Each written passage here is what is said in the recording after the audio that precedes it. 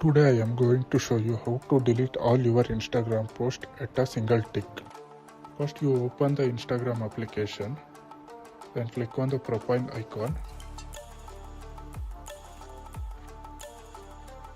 then click on the three dots line,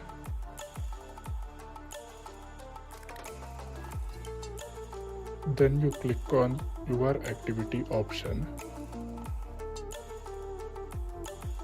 then you scroll down. Inside your content you shared section, you will see post option, then click on the post option.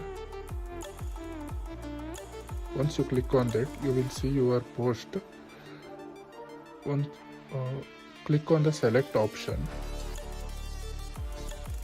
Now you can select your all posts and you will delete your all posts at a single time.